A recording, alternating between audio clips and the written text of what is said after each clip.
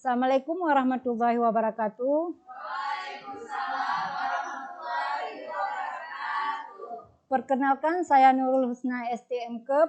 Saya adalah peserta pekerti gelombang keempat Universitas Bengkulu.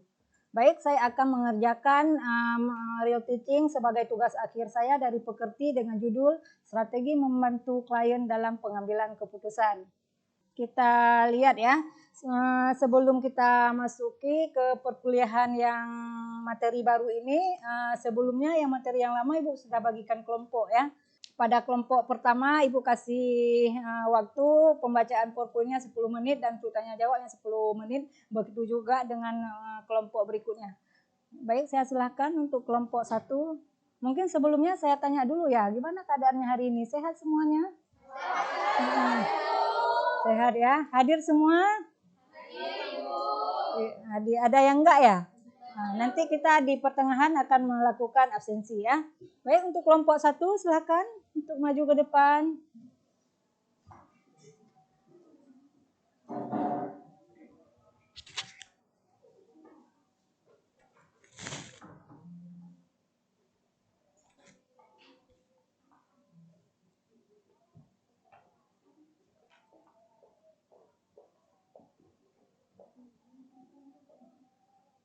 Silakan duduk, sayang, boleh dekat Ibu, nggak apa-apa. Berarti kelompok 1 ini ya.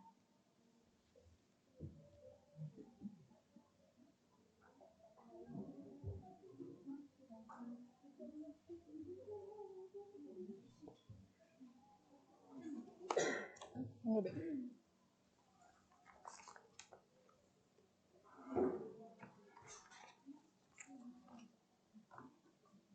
Aja ya.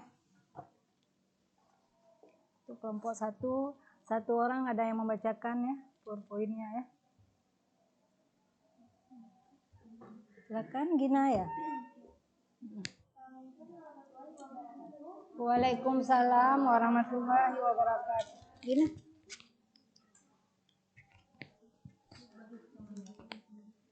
Kami dari kelompok 1 ingin mempresentasikan hasil kerja kami yang berjudul tentang membina hubungan baik.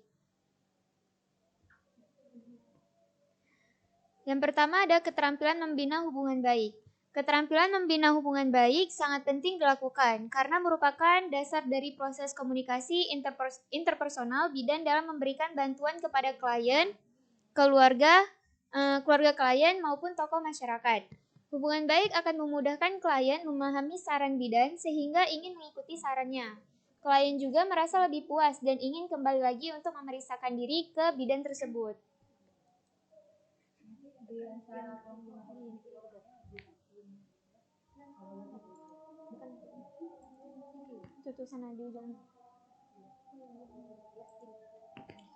Kemudian ada hal penting harus diperhatikan agar terbina hubungan baik. 3 hal penting yang perlu diperhatikan yaitu yang pertama ada kepribadian, kemudian pengetahuan, serta keterampilan yang bidan itu miliki. Yang ketiga ada sikap dan perilaku dasar yang dibutuhkan dalam membina hubungan baik. Membina hubungan baik bisa kita awali dengan sikap hangat, kemudian menghormati klien, menerima klien apa adanya, memiliki sifat empati dan juga tulus terhadap klien tersebut. Hubungan baik harus dimulai sejak awal hubungan dan tetap dipertahankan seterusnya. Sikap dan perilaku dasar yang dibutuhkan dalam membina hubungan baik dikenal dengan istilah SOLER, yang merupakan akronim dari S itu adalah adalah face your client squarely atau menghadap ke klien dan memberikan smile atau nod at clients atau memberikan senyum dan anggukan pada klien. Sedangkan O-nya itu open and non-judgmental visual expression, yaitu ekspresi muka yang menunjukkan sikap terbuka dan tidak menilai. Sedangkan L sendiri yaitu lean towards client atau tubuh kita condong terhadap klien. Sedangkan E sendiri yaitu eye contact in a cultural acceptable manner, yaitu kontak mata atau tatap mata sesuai cara yang diterima budaya setempat. Dan terakhir R yaitu relax and friendly manner, yaitu bersikap santai dan juga bersikap bersahabat terhadap klien. Dalam budaya Indonesia, sikap dan perilaku dasar yang dapat diterapkan oleh bidan yaitu dengan 5S: senyum, salam, sapa, sopan, dan juga santun. Penerapan pujian dan dukungan. Pujian yaitu maksudnya itu mengungkapkan persetujuan atau kekaguman sehingga mendorong tingkah laku yang baik. Penghargaan terhadap usaha yang telah dilakukan klien dengan baik. Sedangkan dukungan sendiri yaitu memberi dorongan, kepercayaan, dan juga harapan. Bidan menggunakan kata-kata agar klien menyadari kemampuannya dalam mengatasi masalah dan membantu klien dalam mengatasi masalah mereka. Kemudian ada respon positif yang mendukung terciptanya hubungan baik. Di sini ada keterampilan berkomunikasi yang merupakan critical skill yang harus dimiliki oleh bidan. Karena komunikasi itu merupakan proses yang dinamis yang digunakan untuk mengumpulkan data pengkajian, memberikan pendidikan, serta informasi kesehatan yang dapat mempengaruhi klien untuk mengaplikasikannya dalam kehidupan seharinya. Kemudian menunjukkan sikap caring dan memberi rasa nyaman dan menumbuhkan rasa percaya diri dan menghargai nilai-nilai klien.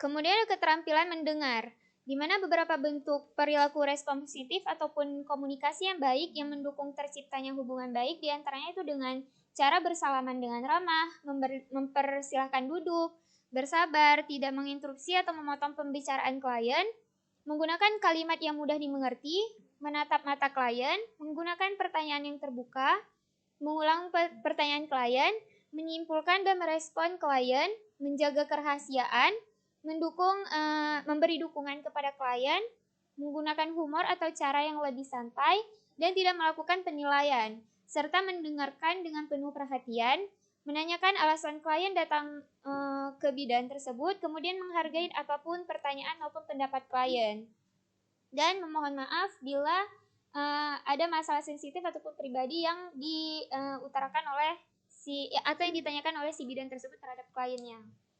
Di sini ada beberapa hal yang sebaiknya dilakukan agar bidan bisa mendengarkan secara efektif, yaitu bidan harus mempunyai motivasi, bidan juga mengadakan kontak mata dengan klien, dan bidan juga harus dapat menunjukkan minat terhadap apapun yang kliennya bicarakan. Kemudian menghindari tindakan yang mengganggu, tidak memotong pembicaraan klien, dan bersikap wajar.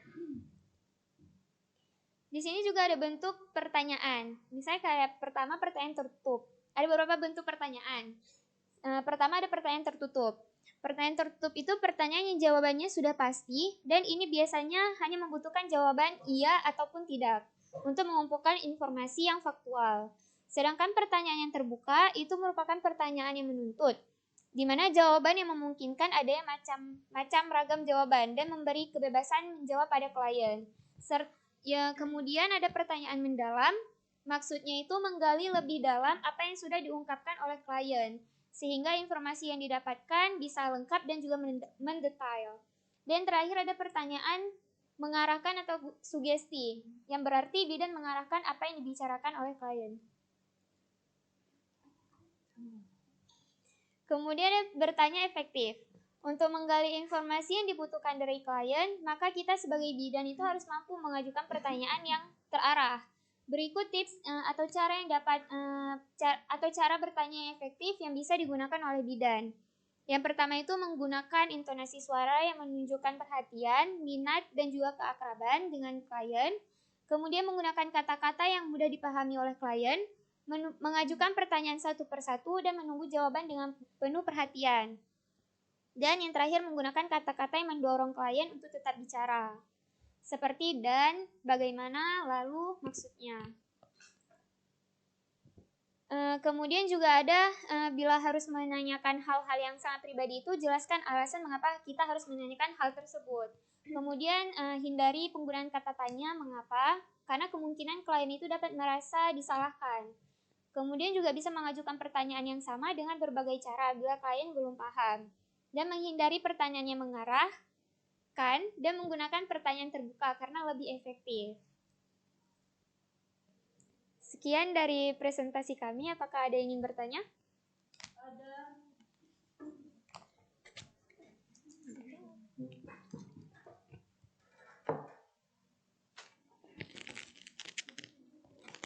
Baik, silakan.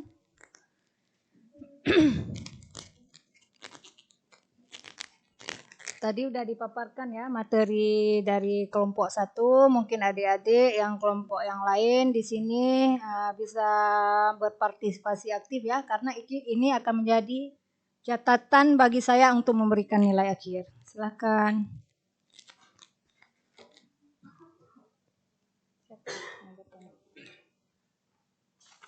Yang bertanya tolong sebutkan namanya ya nanti ya. Boleh, siapa? Nanti untuk kita mengenal lebih dekat ya. Nanti bilang aja, sebutkan nama dan nomor urut absennya.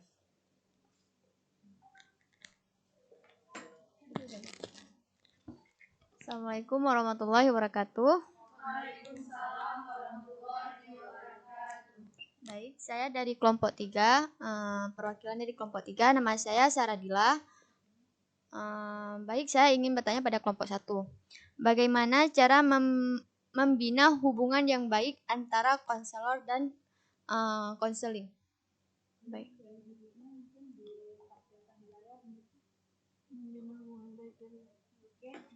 Sudah cukup jelas pertanyaan dari temannya kelompok atau perlu diulang lagi? Cukup ya. Udah ada satu pertanyaan di sesi yang pertama. Mungkin yang kedua siapa? Risma ya. Silakan Risma. Assalamualaikum warahmatullahi wabarakatuh. Kenalkan, nama saya Risma Ramadhani dari kelompok 2 ingin bertanya, apa sikap yang diperlukan untuk membangun hubungan baik? Yang diperlukan untuk membangun hubungan baik.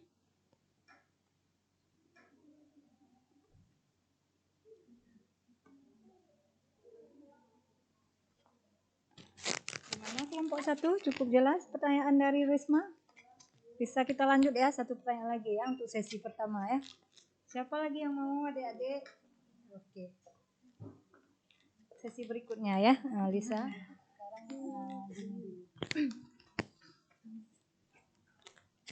Baik, Assalamualaikum warahmatullahi wabarakatuh. Saya Anissa Zahara dari kelompok 4 ingin bertanya kepada kelompok 1. Nah, mengapa kepribadian, pengetahuan, dan keterampilan merupakan 3 hal penting yang perlu diperhatikan agar dapat terbina hubungan baik dengan klien? Mengapa kepribadian, pengetahuan, ya.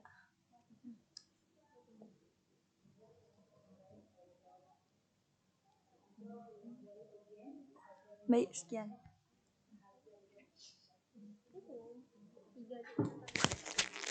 Cukup ya, sudah terkumpul 3 pertanyaan. Seperti yang Ibu katakan tadi ya, semua ikut berpartisipasi ya. Tidak harus kelompok yang menjawab ya, boleh dari kelompok yang lain ya. Oke, silakan.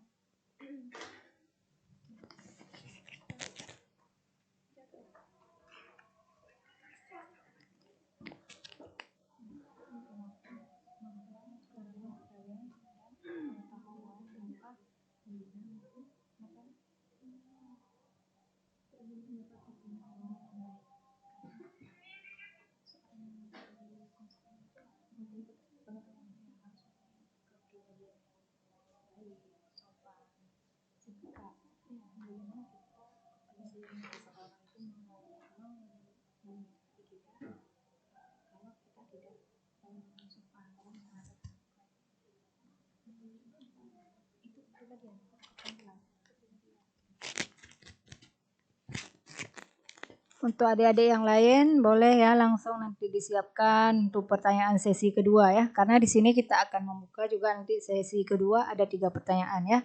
Pertanyaan-pertanyaan yang diberikan tadi sama teman-temannya boleh sama-sama nanti ya untuk menggunakan sharing ya. Nanti waktu menjawab sebutkan aja nama dan nomor absensi di absennya ya. Oke.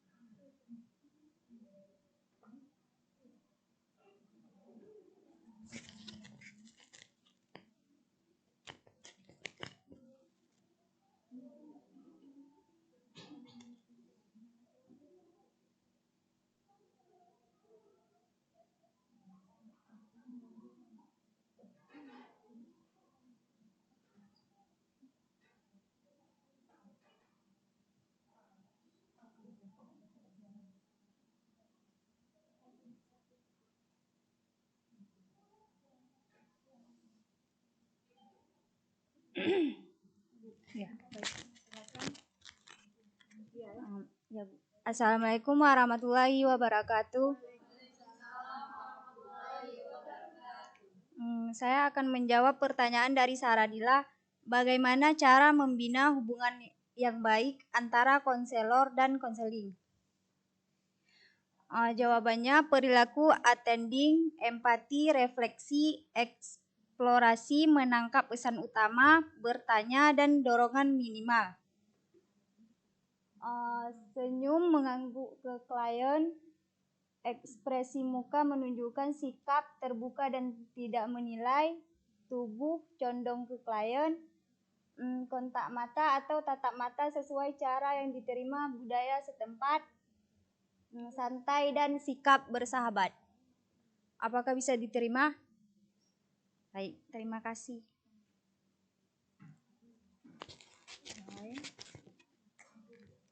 Gimana pertanyaan pertama? Sudah gitu paham adik-adik semua?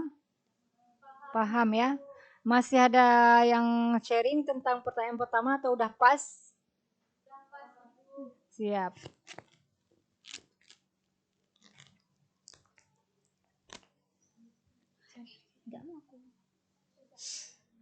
Baik, saya akan melanjutkan menjawab pertanyaan dari saya akan melanjutkan menjawab pertanyaan dari kawan tadi. Saya sedikit menambah bahwasannya yang pertanyaan nomor 1 tadi, bagaimana cara membina konselor dengan konseling, itu hampir sama dengan apa sikap yang diperlukan untuk membangun hubungan baik.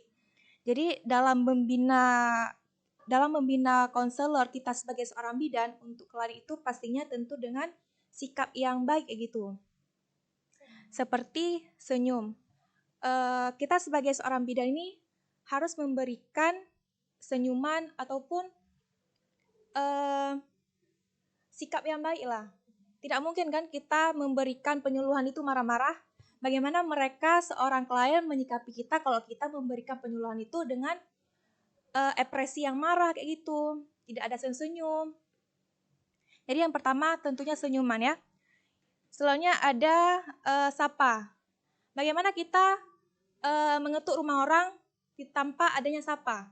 Kan nggak mungkin kita langsung masuk ke rumah orang, pasti tentunya ada sapa gitu. Salam dan sapa. Selanjutnya ada sopan santun. Begitu juga sopan santun. Kita harus menghargai orang lain, begitu juga orang lain akan menghargai kita. Gitu. Apa cukup ini? Cukup jelas? Apa cukup jelas, Dik? Baik, terima kasih.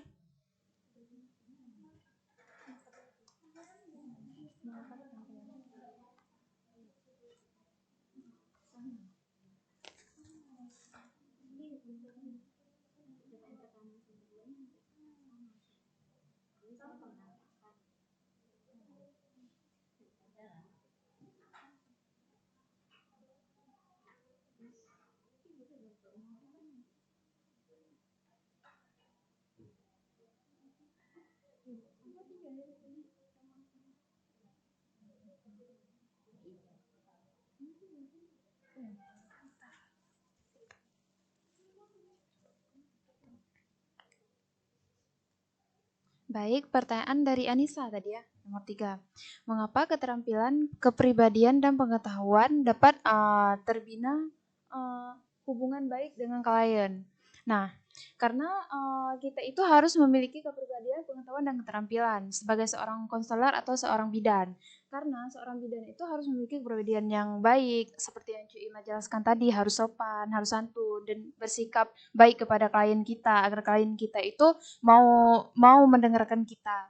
Dan kita juga harus memiliki pengetahuan, dan di saat kita memberikan konseling ini kita harus memiliki kemampuan pengetahuan, kita harus menguasai materi apa yang harus kita sampaikan untuk si klien ini.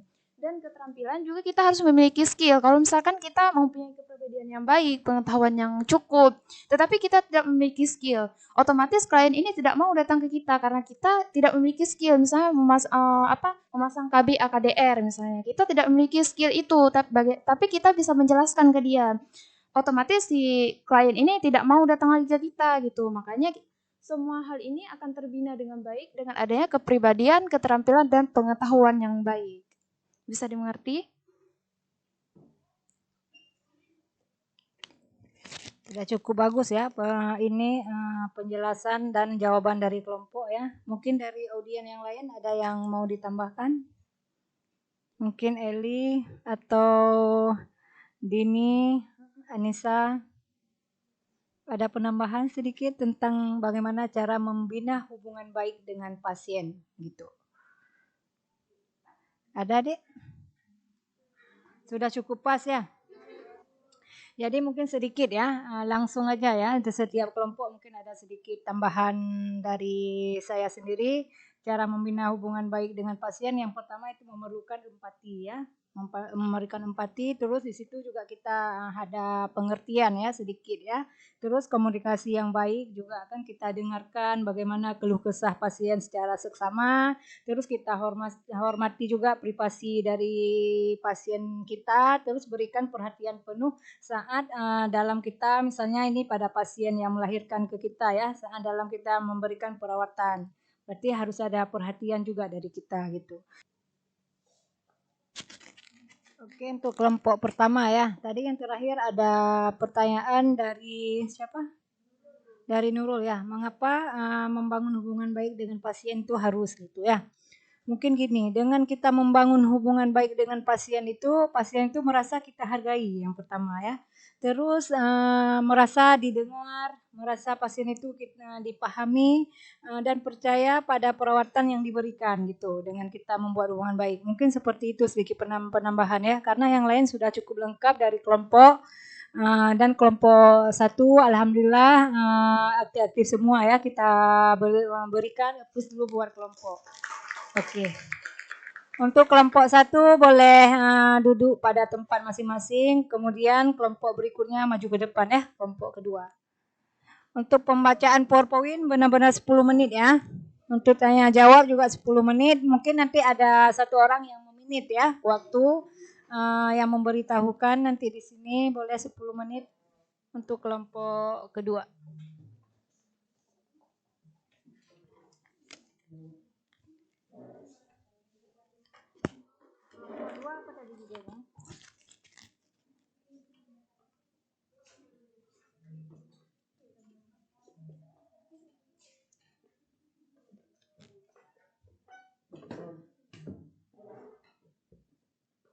Langsung dibuka untuk kelompok kedua.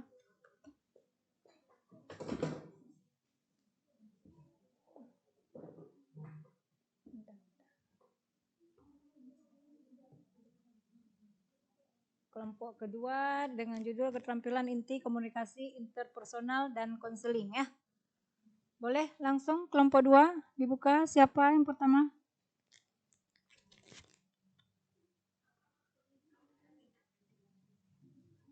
Assalamualaikum warahmatullahi wabarakatuh. Baiklah, kami dari kelompok 2 akan mempresentasikan hasil kerja kami yang berjudul Keterampilan Inti Komunikasi Interpersonal dan Konseling. Jadi topik atau pembahasan kami pada materi ini yaitu yang pertama pengertian KIP atau KIK, Yang kedua, faktor penghambat KIP. Yang ketiga, faktor individual KIP. Yang keempat, faktor yang berkaitan dengan interaksi dan faktor situasional. Yang pertama ada definisi komunikasi. Menurut Agus Muhammad Harjana 2016, komunikasi merupakan kegiatan di mana seorang menyampaikan pesan melalui media tertentu kepada orang lain dan sesudah menerima pesan kemudian memberikan tanggapan kepada pengirim pesan. Sedangkan menurut Kamus Besar Bahasa Indonesia atau KBBI, komunikasi adalah pengiriman dan penerimaan pesan atau berita antara dua orang atau lebih sehingga pesan yang dimaksud dapat dipahami.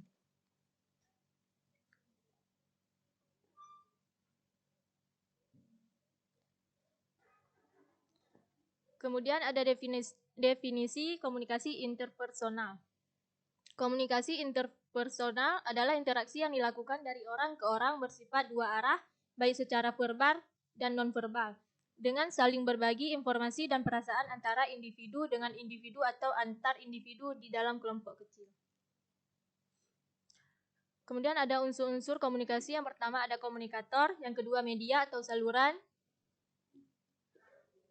Yang pertama komunikator, yang kedua information, yang ketiga media atau saluran, yang keempat lingkungan atau situasi, yang kelima komunikan, dan keenam umpan balik atau feedback.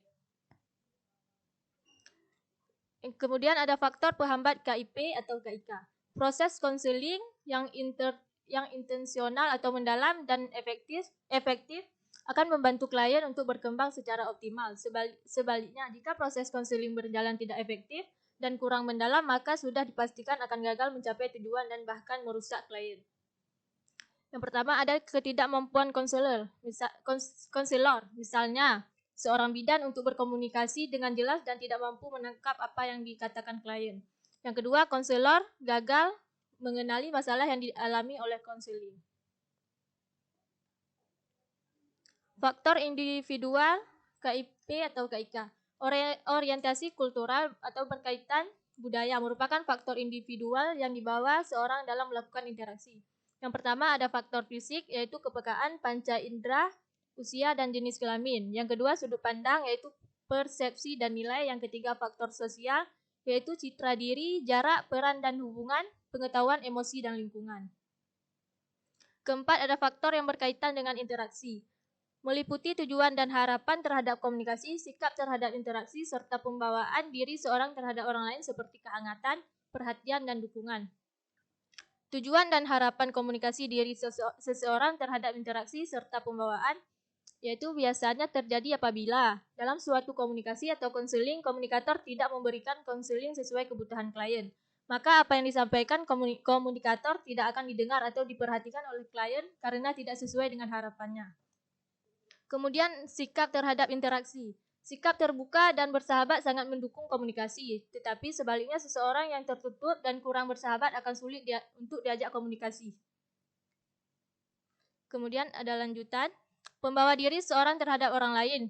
Pembawa diri seorang sangat mempengaruhi komunikasi. Orang sombong, sinis, dan tidak memberikan dukungan merupakan hambatan komunikasi yang harus mampu kita hadapi.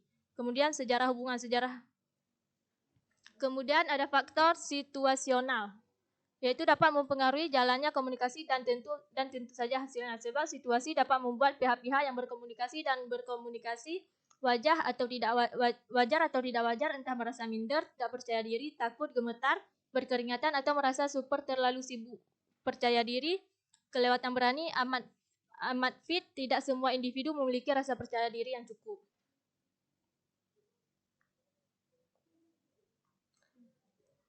Baiklah, cukup sampai di sini presentasi kami. Apakah ada pertanyaan? Kami buka sesi pertama, ada 3 pertanyaan.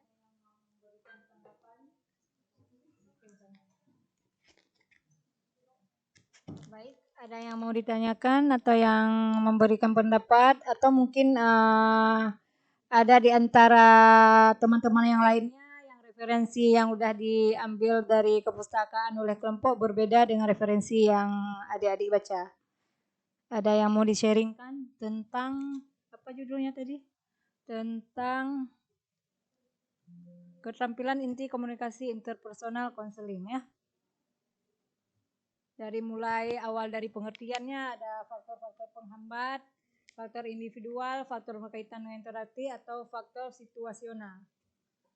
Ada yang mau ditanyakan?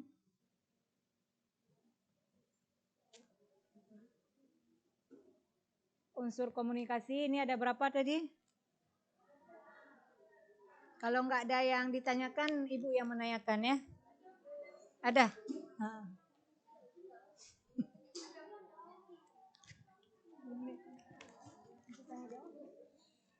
Itu tanya jawab? Hah? Tanya. Oke. Silakan. Ada? Berarti satu lagi tadi ini ya, ada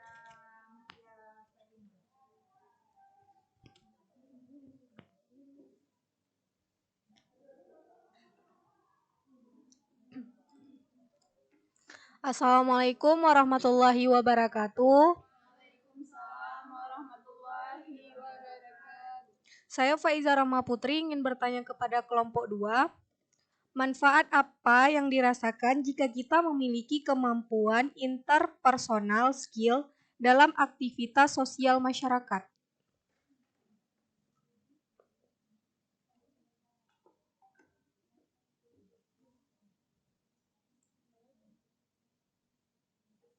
Dalam aktivitas sosial masyarakat.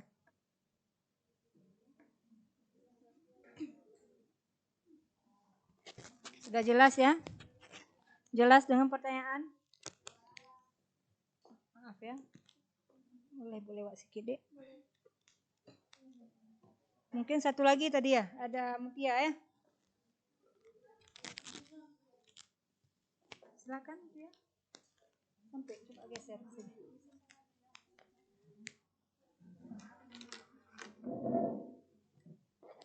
Baik, Assalamualaikum warahmatullahi wabarakatuh. Saya Mutia Salima dari kelompok 1. Saya ingin bertanya, jelaskan apa yang dimaksud dengan sudut pandang persepsi dan nilai. Oke. Sudut pandang persepsi dan nilai ya. Mungkin karena ini ya, kita mengingat waktu juga ya, sudah cukup kita tampung 2 pertanyaan dulu ya. Sekarang ini yang kita perlukan sharing ya dari teman-teman yang lain, ataupun mungkin berargumentasi ya, ataupun ada yang berbeda pendapat dengan kelompok.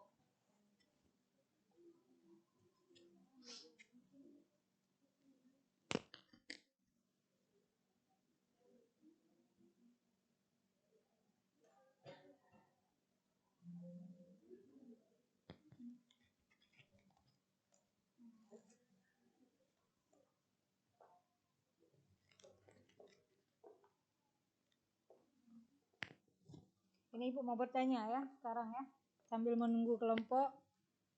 Apa yang Anda ketahui tentang keterampilan inti komunikasi interpersonal dan konseling? Silakan Nisa. Yang diketahui aja. Tadi kan sudah mendengar ya. Oke, silakan. Baik, saya akan sedikit merangkum dari penjelasan kelompok 2 tadi. Jadi yang saya tangkap ini dari materi keterampilan inti komunikasi interpersonal atau konseling ini, di mana cara seorang bidan sebagai konselor dalam keterampilan berbicara dengan klien kita, di mana cara kita mengikat perhatian, mengikat persahabatan agar informasi yang kita berikan itu dapat diterima oleh klien kita, di mana dengan cara kita melihat face to face, mata ke mata, itu bisa memicu persahabatan di mana bahwa kita peduli akan masalah klien tersebut. Dan juga kita harus mencari permasalahan yang dijadikan masalah oleh klien kita. Seperti itu.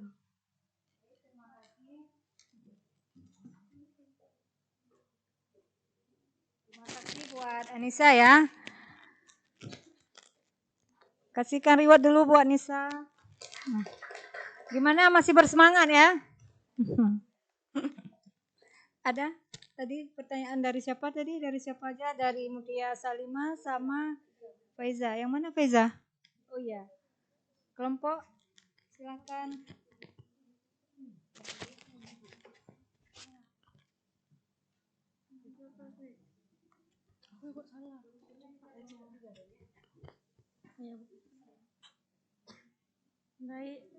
Baik, saya akan menjawab pertanyaan Mutia. Jelaskan apa yang dimaksud dengan sudut pandang, persepsi, dan nilai. Sudut pandang nilai yang dirasakan persepsi pelanggan terhadap manfaat atau keinginan suatu produk atau jasa, terutama jika dibandingkan dengan produk bersaing. Nilai yang dirasakan diukur dengan harga yang bersedia dibayar masyarakat untuk suatu barang atau jasa.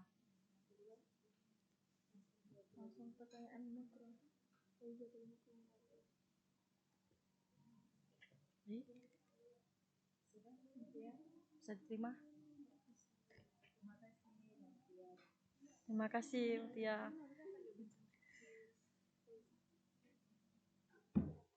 Berikutnya ya.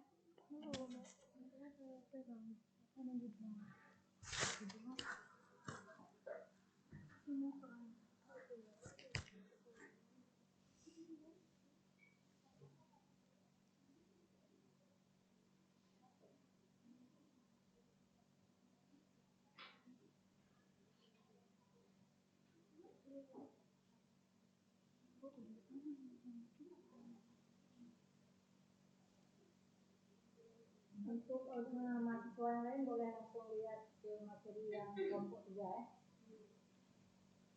Tadi sudah semua dikirimkan? Tadi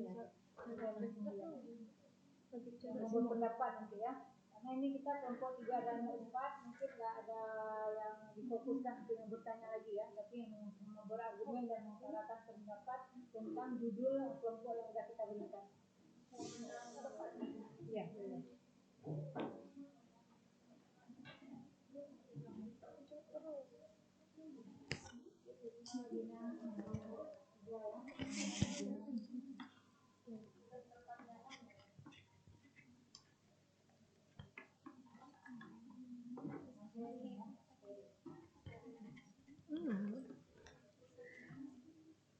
Baik, saya akan menjawab pertanyaan dari Faiza, yaitu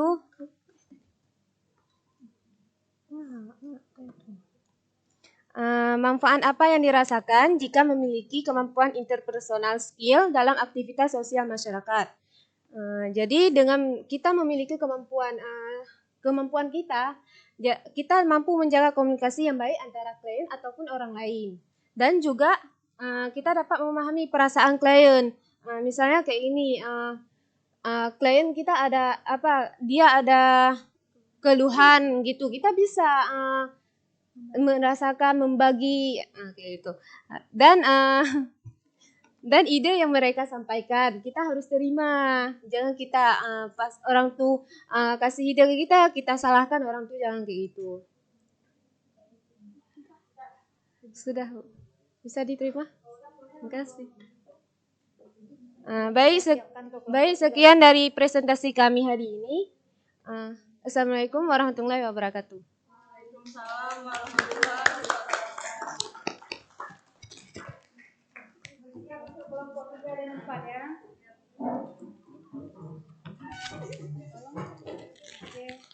Silakan untuk kelompok 2 kembali kepada tempatnya.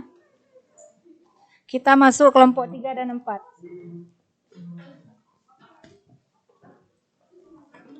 Ini kelompok 3. Oke.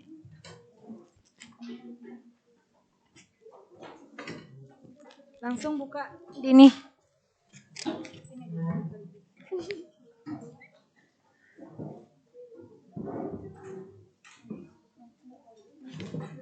Baik, assalamualaikum warahmatullahi wabarakatuh.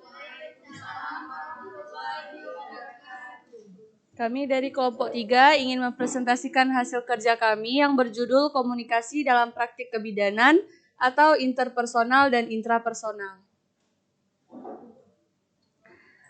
Baik, di sini bisa kita lihat pengertian komunikasi kelompok.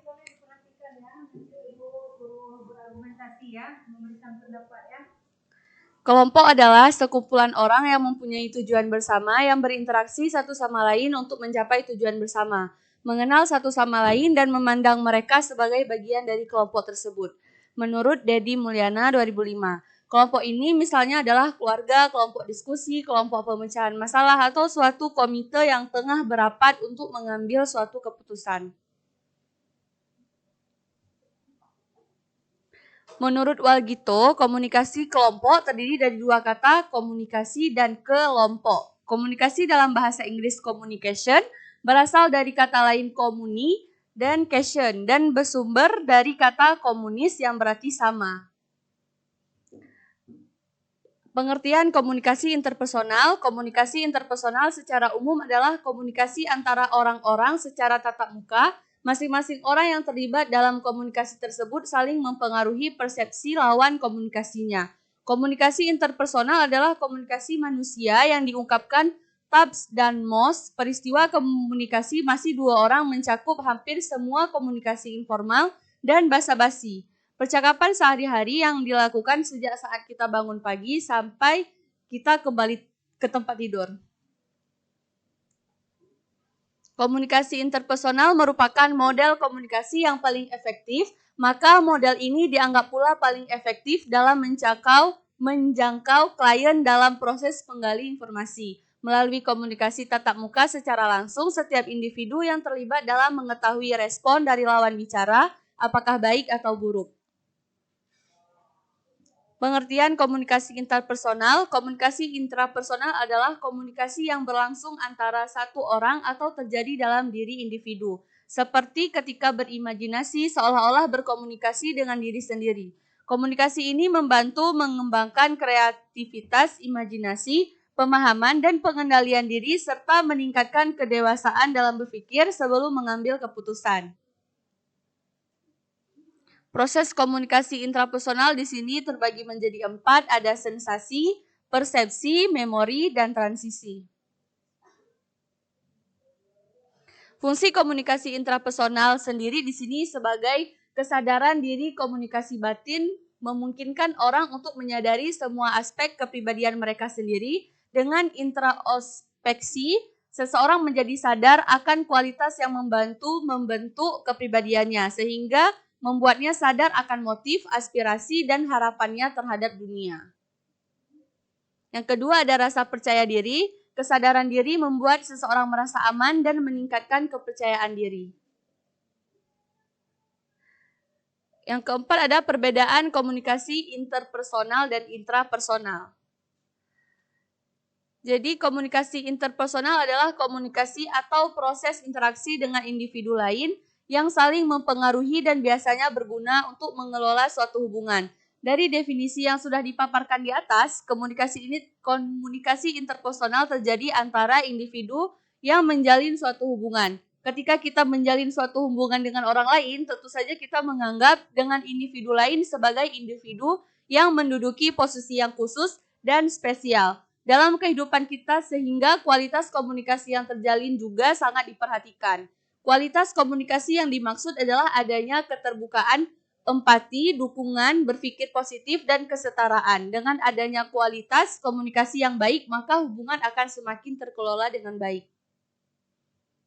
Jadi di sini dapat kita ambil kesimpulan, komunikasi interpersonal secara umum adalah komunikasi antara orang-orang secara tatap muka. Masing-masing orang yang terlibat dalam komunikasi tersebut saling mempengaruhi persepsi lawan komunikasinya. Sedangkan komunikasi intrapersonal adalah peristiwa komunikasi yang terjadi dalam diri seseorang. Unsur-unsur komunikasi ini adalah decoding, integrasi, memori, berbagai persepsi, encoding, umpan balik, dan gangguan. Terima kasih. Jadi di sini siapa yang ingin mengutarakan, mungkin ada yang kurang dari PPT kami, bisa ditambahkan. Baik, silakan. Tadi kelompok membahas tentang komunikasi interpersonal dan komunikasi intrapersonal. Jadi di sini yang perlu adik-adik harus pahami apa perbedaan antara komunikasi interpersonal dan komunikasi intrapersonal. Siapa yang bisa?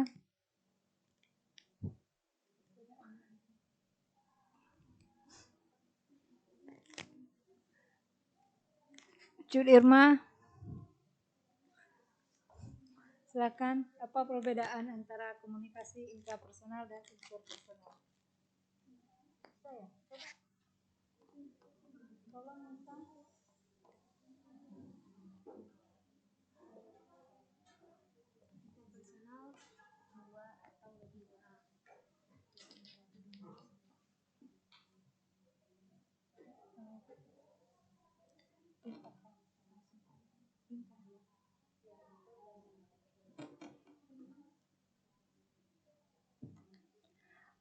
Baik, saya akan menyimpulkan komunikasi interpersonal adalah komunikasi antara dua orang atau lebih. Sedangkan komunikasi intrapersonal itu komunikasi dengan diri sendiri. Misalnya kalau kita berbicara dengan, misalnya kita lagi bercermin nih, tiba-tiba kita pasti berbicara kan, itu dinamakan komunikasi intrapersonal. Kayak gitu. Jawaban yang bagus ya. Kita beri reward dulu pada Cut Irma. Mungkin dari kelompok sendiri ada yang kurang paham tentang materi yang barusan dibacakan sama temannya? Ada yang ini? Ada yang mau sharing atau lain siapa? Apa yang ketahui tentang komunikasi interpersonal dan intrapersonal? Sudah cukup paham semua ya? Kelompok gimana? Sudah? Yang memberikan materi tadi udah pas? Ada yang mau ditanyakan? Dari kawan-kawan ada yang bertanya? Sudah pas semua? Sudah paham? Oke, baik untuk kelompok 3 ya. Kita akhiri. Sebelumnya kita berikan plus dulu ya buat kelompok 3 ya. Sudah mempresentasikan dengan cukup jelas ya dan cukup baik ya. Baik, sekian dari kelompok 3. Assalamualaikum warahmatullahi wabarakatuh. Waalaikumsalam warahmatullahi wabarakatuh. Untuk kelompok 3 dipersilakan kembali ke tempat dan kelompok 4 silakan maju ke depan.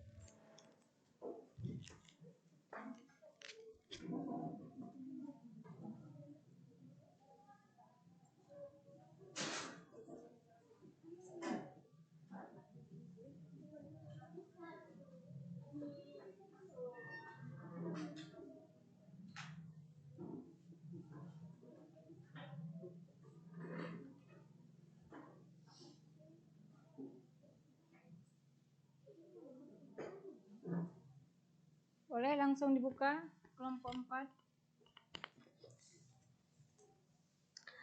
Assalamualaikum warahmatullahi wabarakatuh. Baiklah, di sini kami akan mempresentasikan hasil kerja kelompok kami yang berjudul Keterampilan Observasi yang akan dibacakan oleh Lisa.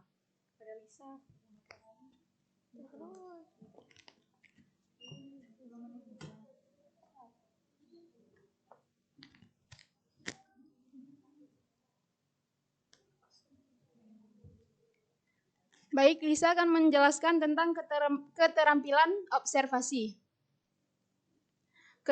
Keterampilan observasi yaitu melatih kepekaan dalam observasi, komunikasi efektif, keterampilan dasar dalam membina. Yang kedua yang perlu diobservasi ialah tingkah laku verbal, nonverbal, dan kesenjangan antara tingkah laku verbal dan nonverbal. Yang ketiga, ada bidan, perlu mengamati tingkah laku verbal dan nonverbal untuk mengidentifikasi pesan-pesan yang tidak sinkron atau tidak sejalan. Akan tahu bahwa ada konflik atau ketidaksesuaian antara tingkah laku verbal dan nonverbal, yaitu antara apa yang diucapkan dan dikerjakan. Yang A, tingkah laku atau komunikasi nonverbal. Komunikasi nonverbal adalah komunikasi yang pesannya dikemas dalam bentuk nonverbal, yaitu tanpa kata-kata. Yang kedua, dianggap lebih jujur, mengungkapkan apa yang mau diungkapkan karena lebih bersifat spontan ditafsirkan, yaitu atau lebih sulit. Selanjutnya yang akan dibacakan oleh teman saya. Baik, saya akan melanjutkan di sini bentuk komunikasi nonverbal. Nah, yang pertama itu ada bahasa tubuh. Yang pertama ekspresi wajah merupakan sumber kaya yang dengan pemaknaan komunikasi, terutama mata. Yang kedua yaitu ekspresi wajah merupakan cerminan suatu emosi seseorang, bahagia atau sedih. Selanjutnya wajah memberikan sinyal yang nyata bagi seorang yang menatap, menggambarkan seorang suka, tertarik atau sebaliknya apa yang dikomunikasikan. Nah, selanjutnya ada kontak mata. Mata merupakan sinyal manusia secara alamiah untuk berkomunikasi. Dengan kontak mata selama berinteraksi, tanya jawab berarti seorang tersebut terlibat dan menghargai lawan bicaranya dengan kemauan untuk memperhatikan, bukan hanya mendengarkan. Kontak mata dapat memberikan kesempatan pada orang lain untuk mengobservasi orang lain selama berkomunikasi. Nah, selanjutnya itu ada sentuh. Sentuhan merupakan bentuk komunikasi personal. Beberapa pesan seperti perhatian yang sungguh-sungguh, dukungan emosional, kasih sayang, atau simpati dapat dikatakan sentuhan tangan. Sentuhan menimbulkan perasaan dekat atau akrab. Nah, selanjutnya akan dilanjutkan oleh teman saya.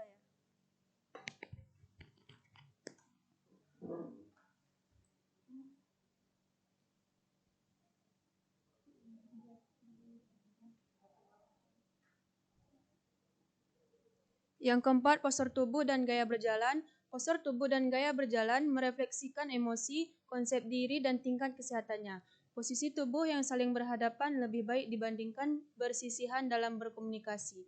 Saat mendengarkan, tubuh lebih condong ke arah lawan bicara, memberikan kesan bahwa pembicaraan lebih didengarkan dan penting. Yang kelima, sound atau suara. Suara rintihan, desahan saat menarik napas panjang, tangisan. Yang keenam, gestur. Dapat mempertegas pembicaraan dan komunikasi. Mengetuk-ngetukkan kaki, menggerakkan tangan selama berbicara, menunjukkan dalam keadaan stres, bingung. Dan selanjutnya tanda. Tanda dalam komunikasi nonverbal menggantikan kata-kata bendera, rambu-rambu, lalu lintas, dan sebagainya. Selanjutnya tindakan atau perbuatan tidak menggantikan kata-kata tapi mengandung makna. Misal menggebrak meja, menutup pintu keras-keras bermakna marah. Selanjutnya objek, makna misal pakaian, aksesoris, dan dana status sosial ekonomi. Selanjutnya warna menunjukkan suasana emosional, cita rasa, keyakinan, agama, politik, dan lain-lain. Yang kedua, yang B, komunikasi verbal adalah komunikasi yang menggunakan kata-kata baik lisan maupun tertulis. Masalah kata-kata, perasaan, emosi, pikiran, gagasan, dan lain-lain bisa diungkapkan. Aspek komunikasi verbal. Yang pertama kosakata, yang kedua kecepatan. Kecepatan dalam berkomunikasi yang baik adalah tidak terlalu cepat dan tidak terlalu lambat. Yang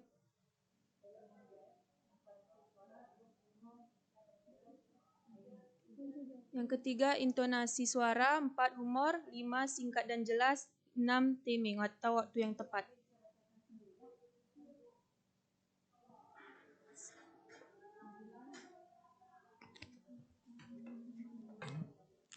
Selanjutnya, keterampilan membina hubungan baik merupakan dasar dari proses komunikasi interpersonal bidan dengan klien. Hal penting yang perlu diperhatikan agar hubungan baik adalah pertama menunjukkan tanda perhatian verbal, mengungkapkan kata-kata agar klien tahu bahwa bidan percaya klien dapat mengatasi masalah. Yang kedua, menjalin kerjasama, memberikan respon yang positif, pujian dan dukungan harus biasa oleh bidan untuk memberikan penghargaan, kekaguman, dan persetujuan atas tindakan yang dilakukan klien. Membina hubungan baik biasa diawali dengan sikap hangat, menghormati, menerima klien apa adanya, empati dan tulus, perilaku atau respon bidan yang mendukung terciptanya hubungan baik memberi salam dengan ramah, mempersilahkan duduk, tidak memotong pembicaraan, menjaga rahasia klien, tidak menilai klien, dan lain-lain. Selain itu, sikap yang perlu dimiliki adalah soler. Biasanya untuk melakukan S. Face your client's squirrel, menghadap ke klien, dan smile atau nod at client, senyum atau mengangguk ke klien. O. Ekspresi muka menunjukkan sikap terbuka dan tidak menilai. L. Atau tubuh condong ke klien. E. Kontak mata atau tanda tatap mata sesuai cara budaya setempat. R. Santai dan sikap bersahabat.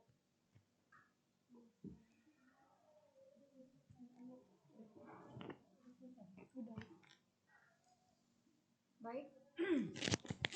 Ada yang mau didiskusikan tentang keterampilan observasi? Gina?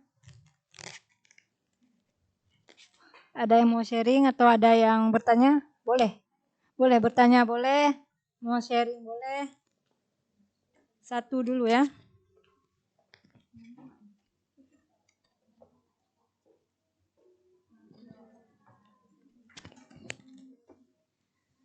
Perkenalkan, saya Gina Fadila Fatin dari kelompok 1 ingin bertanya ke kelompok 4. Bagaimana cara bidan itu membangun kepercayaan diri seorang klien yang tidak berani mengungkapkan keluhannya pada saat melakukan konseling?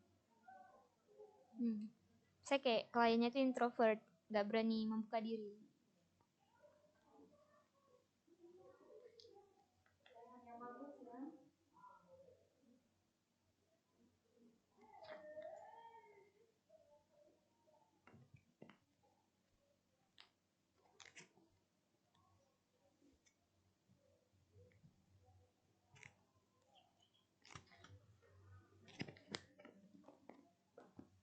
Baik Gina, terima kasih.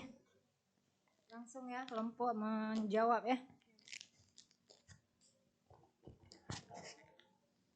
Baik, saya akan menjawab pertanyaan. Di sini bagaimana cara bidan dapat membangun rasa percaya diri seorang pasien saat konseling, ya kan? Nah, yang pertama itu kita harus mendengarkan dengan penuh perhatian, di mana berikan perhatian sepenuhnya pada pasien, dengarkan dengan empati dan berikan respon yang memperlihatkan pemahaman terhadap kebutuhan dan kekhawatiran mereka. Nah, yang ke poin kedua yaitu memberikan informasi yang jelas dan akurat. Sampaikan informasi medis atau perawatan dengan bahasa yang mudah dipahami oleh pasien. Nah, pada poin ketiga yaitu mendorong partisipasi aktif, yaitu ajak pasien untuk bertanya, berbagai pengalaman, dan mengemukakan kekhawatiran mereka. Ini memperkuat perasaan kontrol dan keterlibatan pasien dalam proses pengambilan keputusan. Pada poin keempat yaitu menyediakan dukungan emosional, yaitu tunjukkan empati, dukungan dan keberanian kepada pasien. Berikan dorongan positif dan pujian untuk langkah-langkah yang diambil pasien dalam perawatan mereka. Nah, untuk poin yang terakhir yaitu menjaga kerahasiaan dan kepercayaan. Pastikan bahwa informasi pribadi pasien dijaga kerahasiaannya dan bahwa pasien akan aman untuk berbicara tentang masalah pribadi mereka. Nah, itu beberapa langkah agar si pasien dapat mengutarakan apapun yang dikhawatirkan tanpa ada hal yang harus disembunyikan. Apakah dapat diterima? Terima kasih. Luar biasa ya dari kelompok ya. Kita beri tepuk tangan dulu untuk kelompok. Masih ada? Kalau nggak ada lagi, untuk kelompok 3 boleh langsung ditutup presentasinya, silakan. Sekian presentasi kelompok kami pada hari ini. Assalamualaikum warahmatullahi wabarakatuh. Waalaikumsalam warahmatullahi wabarakatuh. Baik, untuk kelompok silakan kembali ke tempat ya.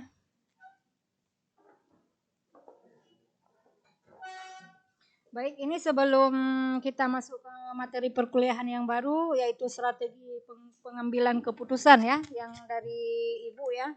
Mungkin di sini nanti ada sedikit penjelasan dari saya. Sebelumnya saya ingin mengetahui dulu sejauh mana pengetahuan adik-adik tentang materi kuliah hari ini. Kita melakukan responsi dulu melalui pretest ya. Silahkan nanti di scan di barcode yang ada di PowerPoint Ibu ya. Nah, coba adik-adik ini saya kasih waktu 5 menit ya untuk melakukan pretest 5 menit. Boleh langsung di scan? Bisa? Udah?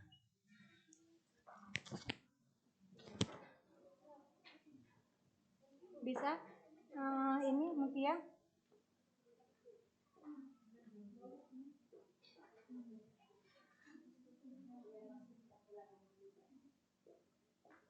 Ini ya, bukan ini ya. Ya.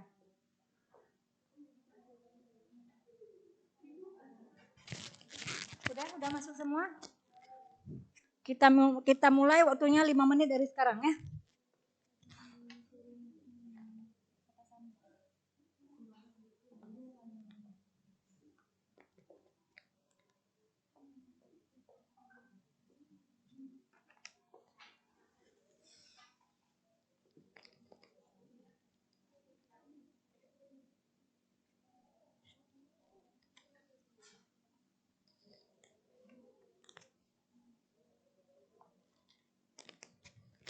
Boleh adik-adik langsung menjawab.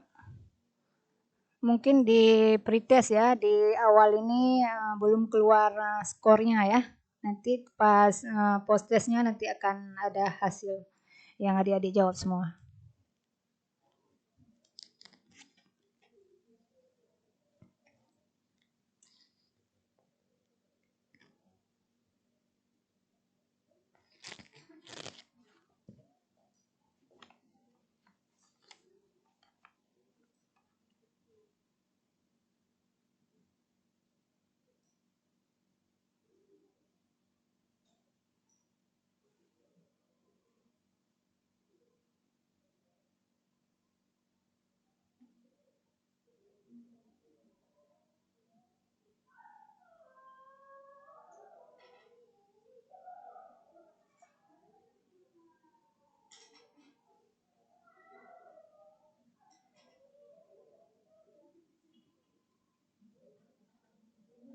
Ya.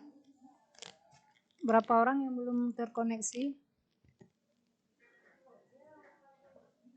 Ya, memang diminta email begitu kita skor. Ya. Yang lain bisa semua ya?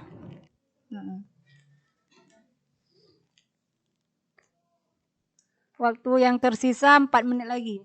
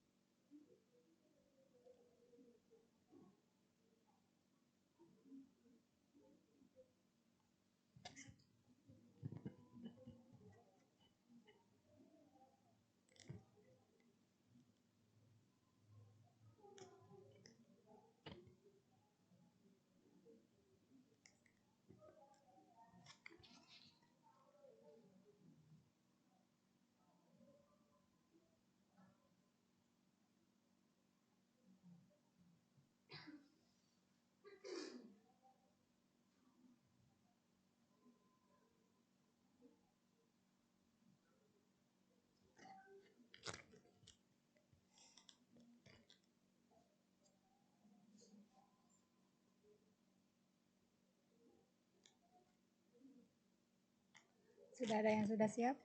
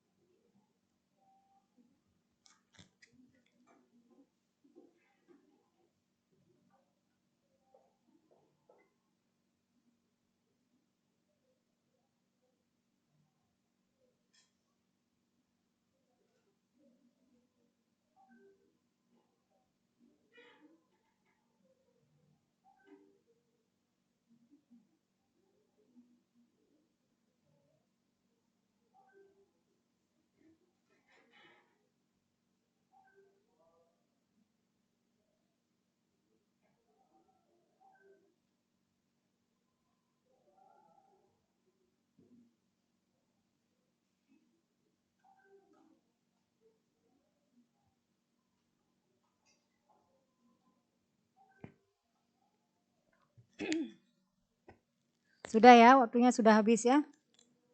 Oke, baik sebelum kita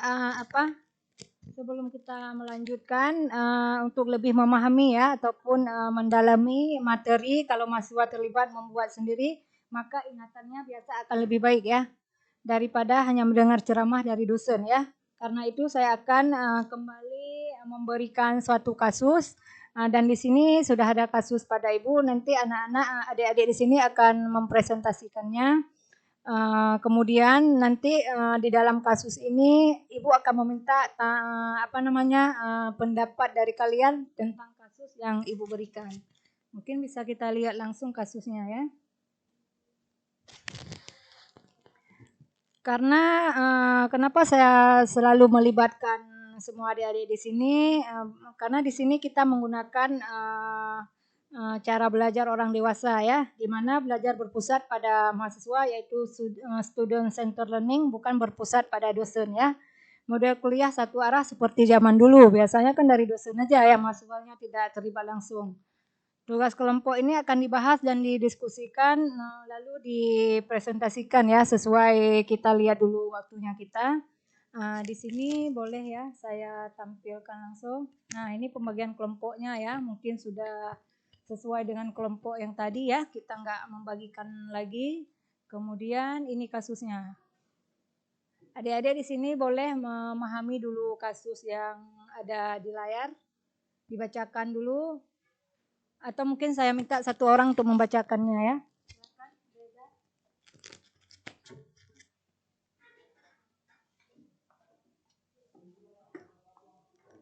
Baik, diskusi kasus. Nyonya A bersama suami Tuan B datang ke PMB Bidan Z untuk melakukan pemeriksaan ANC. Nyonya A berusia 24 tahun, G2P1A0, usia kehamilan 37 minggu. Pada riwayat kehamilan sebelumnya, 1,5 tahun yang lalu, Nyonya A melahirkan anak dengan berat 3,2 kg. Berjenis kelamin laki-laki secara sesar dengan indikasi ruptur uteri. Hal ini disebabkan saat proses persalinan, Nyonya A mengkonsumsi air rendaman rumput Fatimah yang dibawa oleh keluarganya. Pada kehamilan kali ini, Nyonya A berkeinginan untuk melahirkan secara normal. Karena menurutnya jika belum melahirkan secara normal berarti belum menjadi ibu seutuhnya. Bagaimana cara pengambilan keputusan pada kasus ini? Terima kasih buat Zaida ya. Berarti di sini bagaimana cara pengambilan keputusan pada kasus ini? Bagaimana tanggapan dari adik-adik cara memberikan keputusan pada kasus ini? Misalnya nih, datang satu orang pasien ya ke klinik adik-adik, klinik swasta ya, klinik mandiri misalnya, dengan kasus seperti yang dibacakan sama temannya tadi. Jadi kelompok masih sama dengan kelompok tadi ya, ada 4 kelompok ya. Kelompok 1 nanti Ibu mintakan apa argumentasinya tentang kasus ini. Bagaimana cara pengambilan keputusan pada kasus ini. Begitu juga kelompok 2, kelompok 3 dan kelompok 4. Nanti kalau kelompok 1 saya mintakan pendapat, kelompok 2 itu kelompok 2 yang merespon gitu. Maksudnya menilai. Bagaimana tanggapan dari kelompok 1. Begitu juga di saat kelompok 2 yang mempresentasikan kasus ini, kelompok 3 yang menilai. Bagaimana tanggapan dari kelompok 2 dan seterusnya. Ini saya kasih waktu 5 menit ya, dari sekarang ya. Ini jam 14:10. Jam 14:15 kita langsung diskusikan ya. Masih semangat ya, ini yang terakhir ya. Oke. 5 menit ya.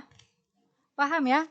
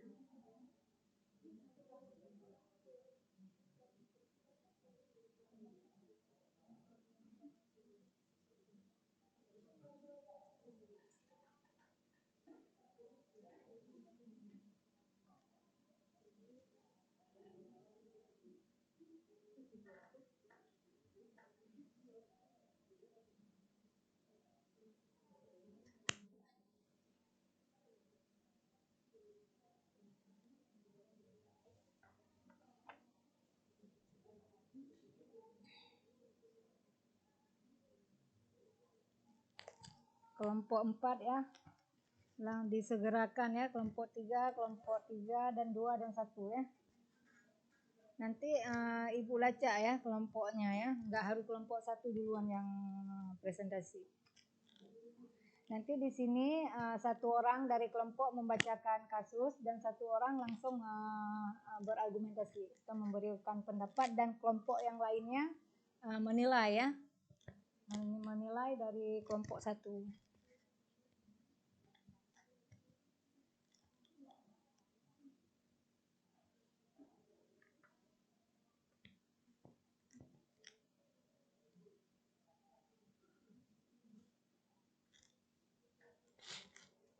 Ini masih ada waktu 3 menit lagi ya.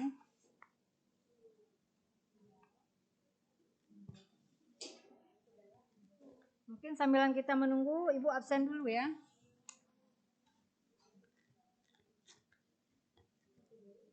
Cut Irmanosi,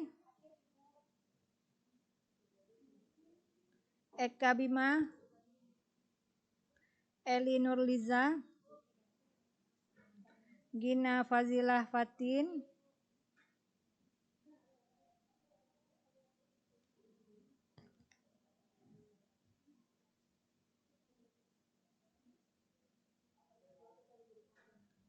Nur Zaidati, Sela Hafiza. Oke. Hadir semua ya?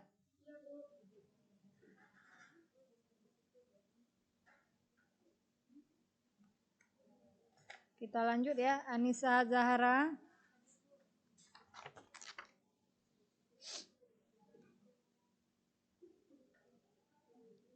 Despa Hadila, Despa, nggak ada ya, nggak ada keterangan. Dian Dinita Umara, oke. Eka Rahmayana, nggak datang.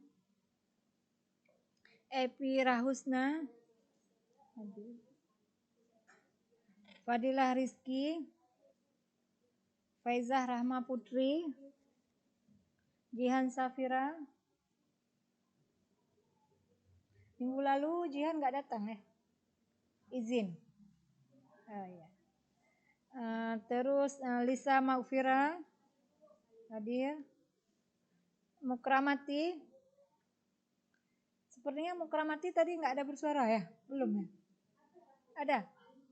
Oh, nggak bertanya maksudnya? Biasa kan? Oke. Mutia Salima. Oke. Nurul Hidayati. Kalbiyati Jannah. Risma Ramadhani hadir. Saradila.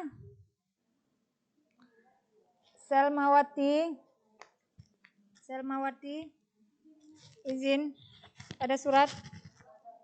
Oh, nggak ada keterangan ya?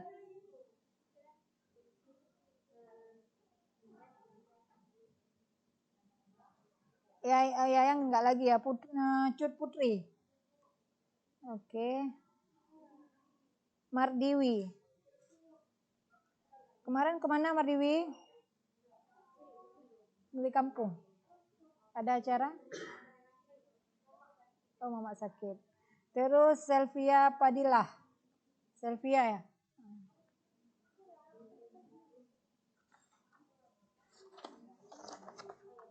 Baik, waktunya sudah habis ya.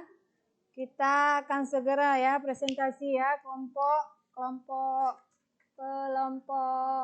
Ibu mau kelompok 2 dulu ya. Kelompok 2.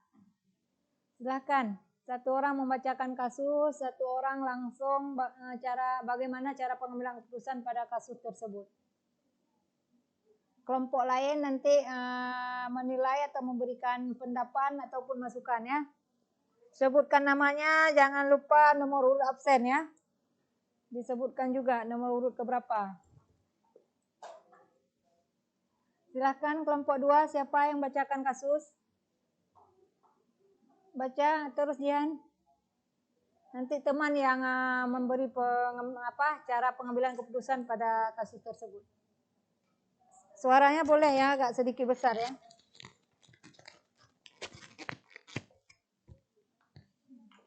Silakan Jihan.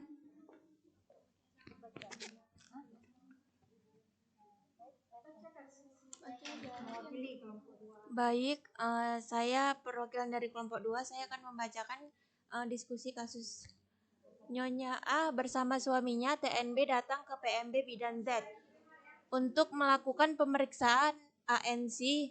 Nyonya A berusia 24 tahun, G2P1 0, usia kehamilan 37 minggu. Pada riwayat kehamilan sebelumnya 1,5 tahun yang lalu, Nyonya A melahirkan anak dengan berat 3,2 kg, berjenis kelamin laki-laki secara sektio atau sesar dengan indikasi ruptur uteri. Hal ini disebabkan saat proses persalinan. Nyonya A mengonsumsi air rendaman rumput Fatimah yang dibawa oleh keluarganya.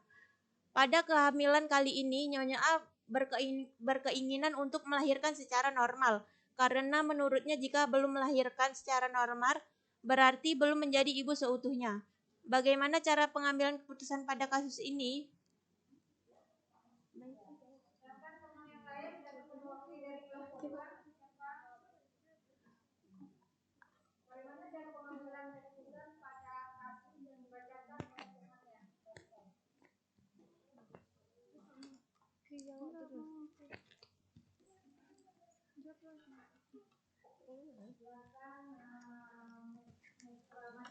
Iya, Bu.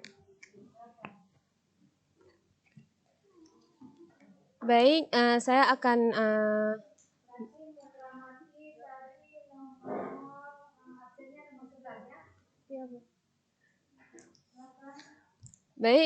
saya akan menjawab dari kasus yang tadi dibaca sama kawan saya.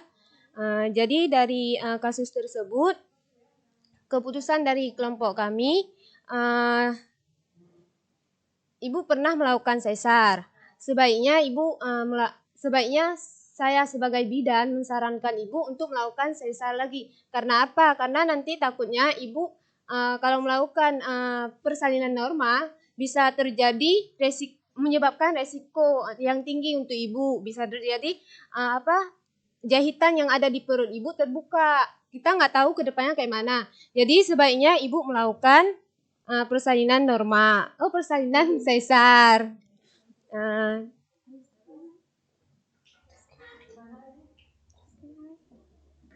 Ini saran dari bidan ya, pasien ini melahirkan cesarean. Iya, Bu, iya.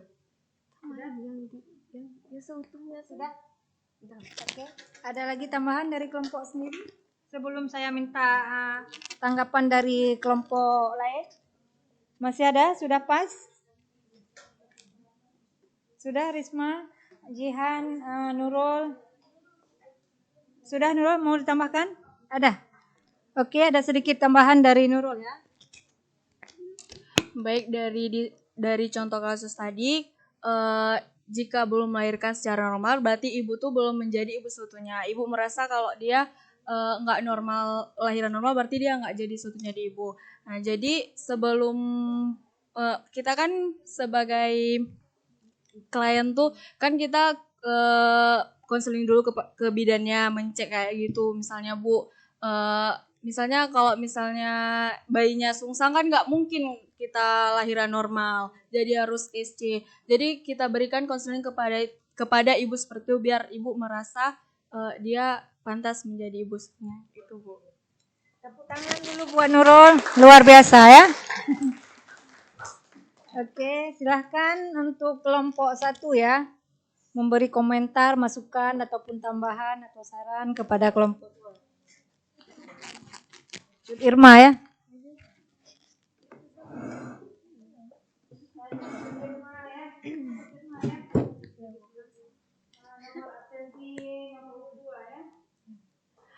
Baik, saya akan menambahkan sedikit seperti yang Nurul jelaskan tadi, bahwasannya bidan kita sebagai konselor itu akan memberikan pemahaman kepada Nyonya A bahwasannya melahirkan secara SC itu bukan berarti belum menjadi ibu seutuhnya.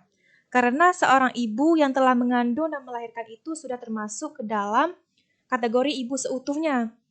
Bidan harus memberikan pemahaman kepada si ibu bahwa kalau ibu melahirkan secara normal akan berisiko terhadap ibu dan bayi yang dikandungnya. Dalam medis menganjurkan apabila ibu sudah pernah melakukan SC, maka persalinan berikutnya itu harus juga melakukan SC mengingat risiko yang akan terjadi pada ibu dan janin yang dikandungnya. Terima kasih. Beri reward dulu untuk si Cut Irma. Sekarang kita masuk ke kelompok 4 ya. Kelompok 4 siapa?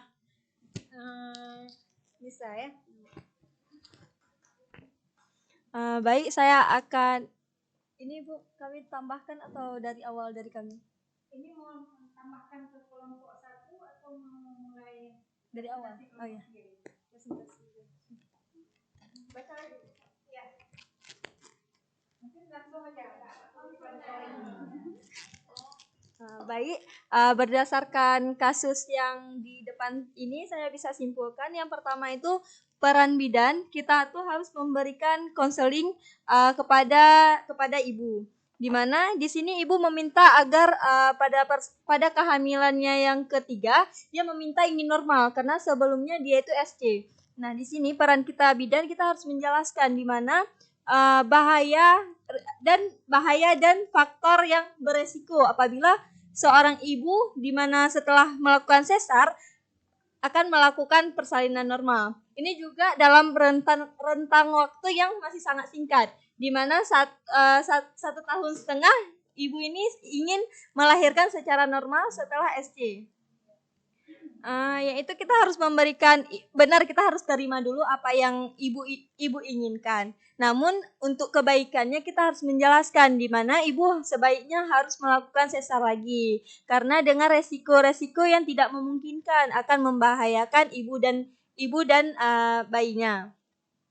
Nah, pada poin kedua ibu ini dia ingin normal itu karena dia merasa belum menjadi ibu seutuhnya. Nah, di sini cara kita bidan kita harus meyakinkan ibu untuk menjadi seorang ibu itu tidak harus melahirkan secara normal.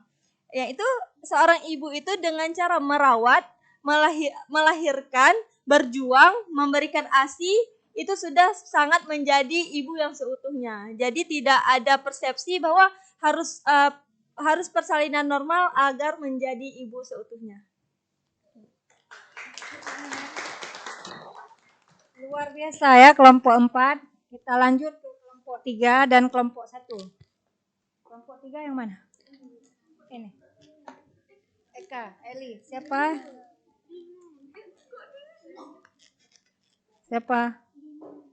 Ya udah berarti kali ini memang Dini yang ada nilai ya. Eli sama Eka belum ngomong. Ibu, nambahin aja.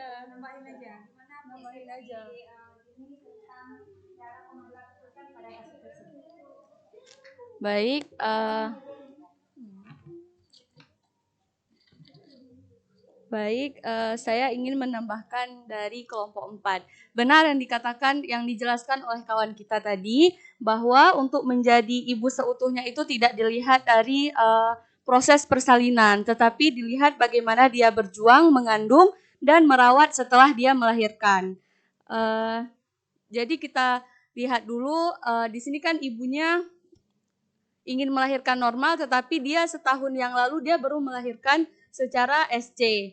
Jadi kan kita nggak tahu luka dalam SC itu udah sembuh atau belum gitu. Jadi kita bisa memberikan konseling kepada ibunya, kita beri pemahaman yang baik kepada ibunya, dan menjelaskan beberapa faktor-faktor resiko jika ibu melahirkan secara normal. Baik, sekian. Masih ada lagi?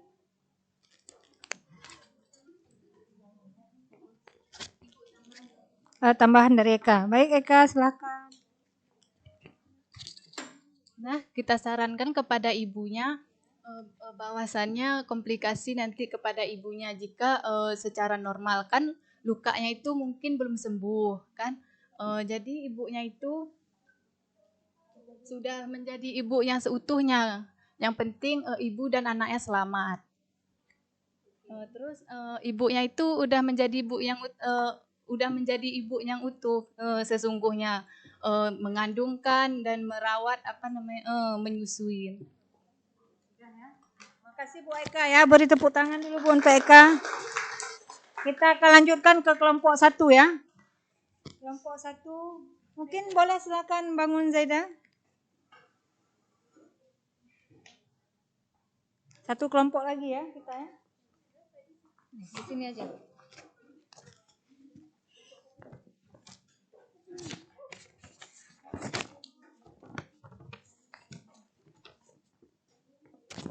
Baik, dari kelompok 1 sama seperti kelompok-kelompok yang sebelumnya jelaskan itu sudah benar, dan juga kita lihat kita harus melakukan konseling kepada keluarga untuk tidak membawa atau memberikan air rendaman rumput Fatimah kepada pasien yang mau melahirkan.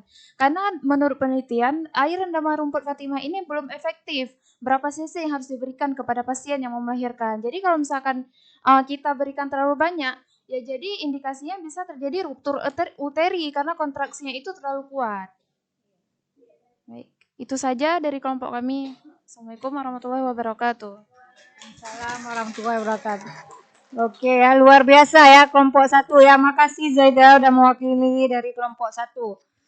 Baik, sudah selesai ya presentasi kasus kita. Sekarang kita masuk resume berupa kuliah dari saya sedikit ya. Kita lihat dulu. Luar biasa semua ya. Baik, kita akan masuk materi baru kita ya. Untuk siang hari ini yaitu tentang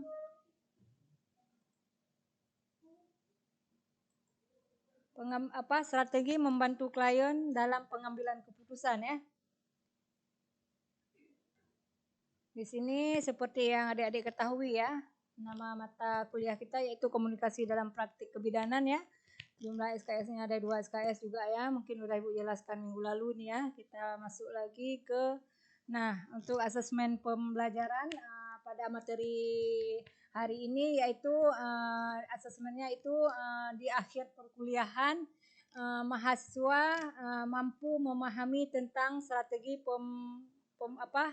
strategi dalam pengambilan keputusan pada klien kita. Terus kita lihat, ini materinya ya. Kita awali dari pengertian dari pengambilan keputusan itu apa ya. Pengambilan keputusan merupakan proses kognitif yang kompleks dan sering didefinisikan sebagai suatu upaya untuk memutuskan serangkaian tindakan tertentu. Mungkin saya sedikit bangun ya, agak ini ya leher kita ya. Maaf ya yang membelakangi. Yang kedua, pengambilan keputusan adalah suatu proses di mana pilihan solusi yang tepat ditimbang dan yang paling tepat akan dipilih ya. Kemudian di sini juga ada jenis keputusan ya. Jenis keputusan yaitu keputusan rutin, yaitu menggunakan aturan yang telah ditetapkan, kebijakan dan prosedurnya ya. Yang kedua yaitu keputusan adaptif. Diperlukan ketika kedua masalah dan solusi alternatif yang agar tidak biasa dan hanya dipahami secara parsial saja. Kita lihat lagi berikutnya yaitu faktor yang mempengaruhi pengambilan keputusan. Nah, di sini ada 4 faktor ya yang mempengaruhi pengambilan keputusan. Mungkin adik-adik di sini ada yang tahu faktor apa saja yang mempengaruhi pengambilan keputusan? Budaya, sosial ekonomi, lingkungan, oke, bagus. Lain? Individu dan kepribadian. Oke, kita lihat di sini ya. Yang pertama ada keadaan internal ya. Contohnya di sini yaitu keputusan yang memerlukan biaya ya, tetapi keadaan yang tidak mendukung. Bagaimana tuh? Bisa dipahami? Bagaimana maksud dari teks yang saya baca barusan? Keputusan yang memerlukan biaya tetapi keadaan yang tidak mendukung. Bisa memberikan contoh? Seperti?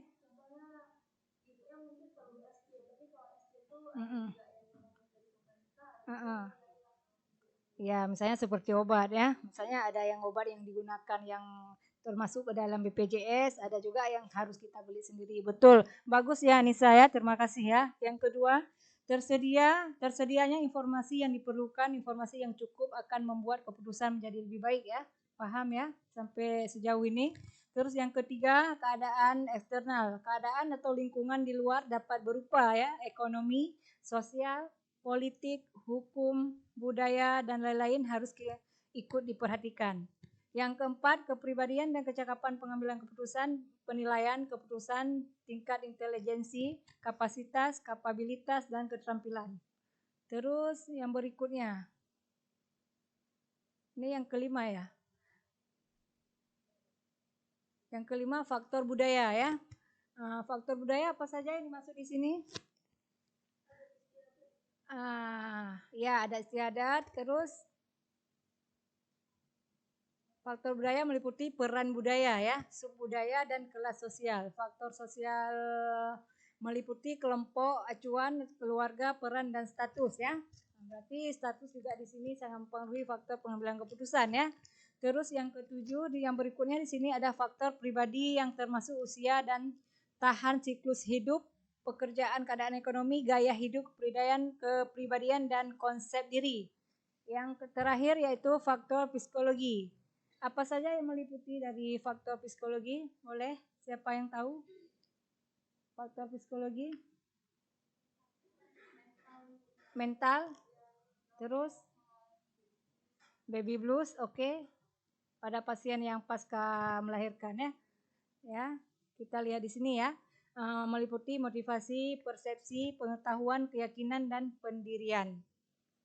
Nah, kita lihat lagi di sini yang berikutnya yaitu strategi membantu klien dalam pengambilan keputusan ya. Di mana di sini ada 4 ya. Yang pertama membantu klien meninjau kemungkinan ya. Yang kedua membantu klien dalam mempertimbangkan keputusan pilihan.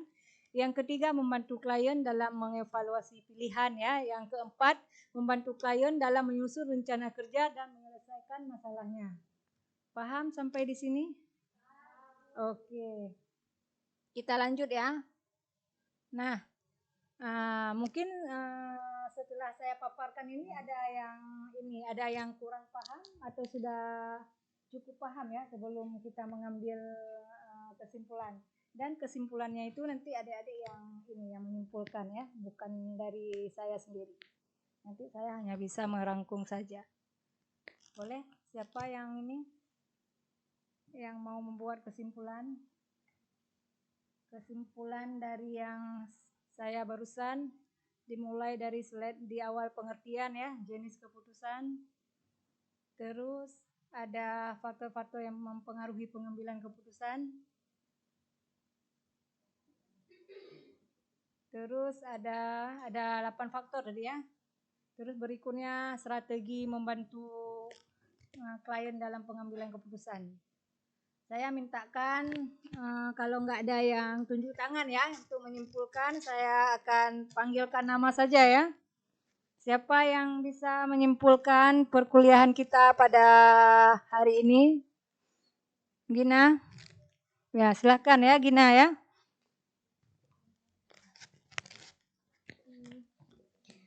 Baik, saya akan memberikan kesimpulan dari pemaparan yang telah Ibu berikan tadi, di mana jadi hal yang perlu ditekankan pada saat kita membantu klien dalam mengambil keputusan itu, yaitu yang pertama kita harus bersikap hati-hati dan juga bersikap bijaksana dalam mengambil suatu keputusan. Mengambil keputusan itu tidak perlu terburu-buru, tapi secara santai agar keputusan yang diambil itu tidak disesali di kemudian hari.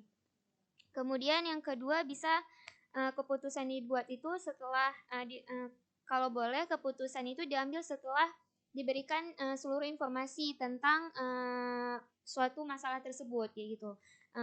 Dan yang berikutnya yaitu dengan cara membantu klien dalam mengambil keputusan tanpa ada unsur paksaan dari si bidan. Jadi pure dari keinginan si pasien. Si bidan hanya dapat membantu pasien dalam memilih suatu pilihan yang terbaik untuk mereka gitu. Jadi bidan hanya bantu untuk mengambil keputusan aja. Dan yang terakhir itu keputusan itu merupakan hak dan juga tanggung jawab dari si klien. Kita tidak bisa memaksa klien untuk mengambil suatu pilihan yang tidak mereka inginkan gitu. Itu saja Bu yang bisa saya simpulkan dari materi yang Ibu.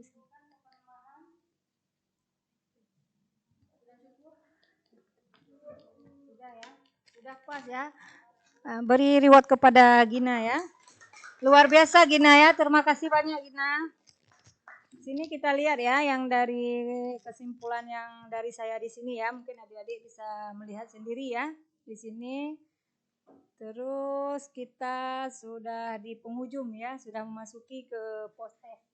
Nah, post test di sini yaitu mengerjakan masih soal yang tadi ya, karena tadi kan pretest awal sebelum ada materi. Ini kan setelah saya berikan materi, kita melakukan post test kembali. Silakan kita kasih waktu di sini 5 menit.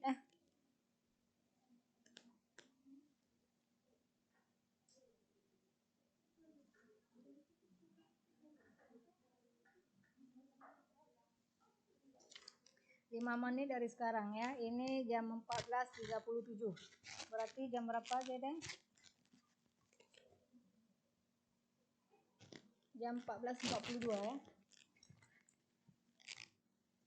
Sudah di-scan semua barcode-nya? Nanti di situ adik-adik bisa langsung ya melihat skor nilainya berapa ya.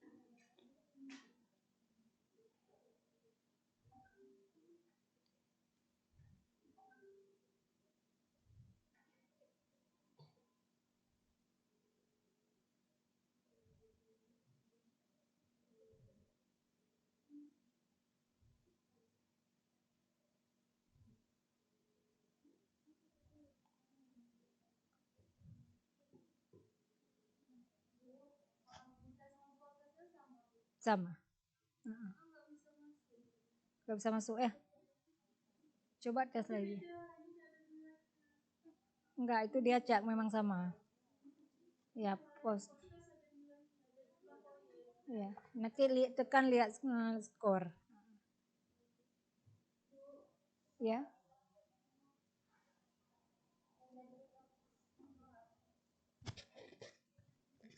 Nanti.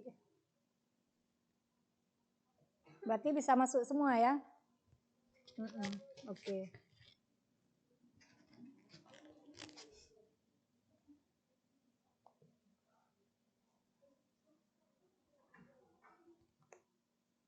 Waktu yang tersisa 3 menit lagi ya.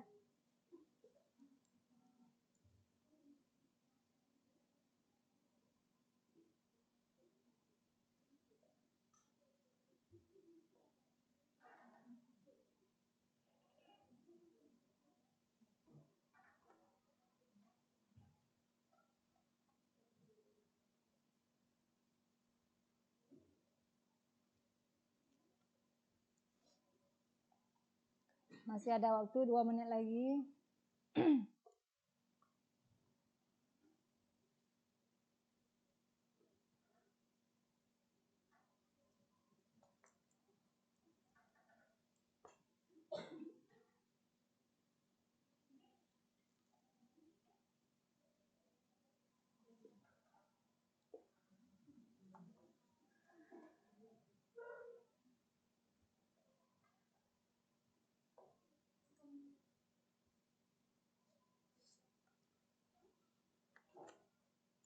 Yang sudah langsung di submit ya, dan adik-adik bisa langsung melihat skor nilainya di situ ya.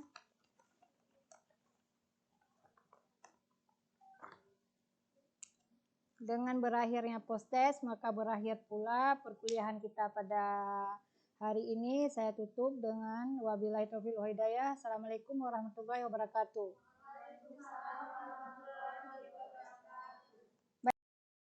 Terima kasih kepada panitia Universitas Bengkulu yang telah memberikan kesempatan kepada saya dalam mengikuti pekerti AA. Semoga ilmu yang saya berikan bermanfaat. Terima kasih.